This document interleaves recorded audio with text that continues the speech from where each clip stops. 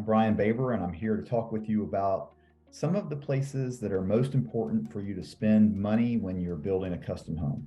So, one of the things I usually tell people is figure out where you want to live, the neighborhood you want to be in, the area of town, whether it's on the water or a gated community or whatever, and then back in to your home price. So, buy the best lot you possibly can and then back into the home. You don't want to be the most expensive home in the neighborhood, but you want to be in that mid range.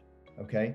But if you're building on the water, you can afford to go a little bit higher because waterfront property tends to appreciate at a faster rate and there's more room for flexibility there.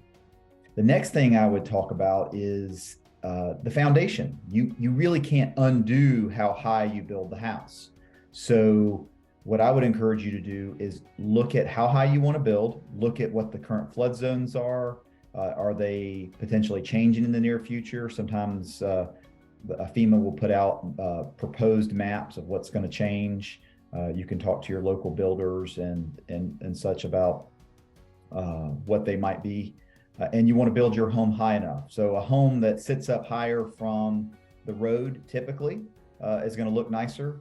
There are some areas where that would not make sense, where you're building on a tremendous slope that goes down to the water, and that's often going to be lower than the road. But usually you're going to want to build higher than the road, and you can't really undo that when down the road. So building high enough is important.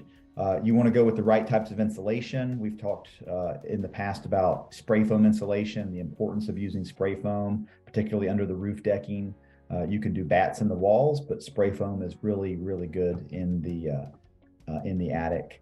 And then think about where people want to spend most of their time. So in the kitchen is going to be critical. You're going to want to spend the right amount of money on your kitchen cabinets, your appliances, the countertops, and just one of the things we call that kitchen area, we call that the command center, because it's really oftentimes at the very center of a home.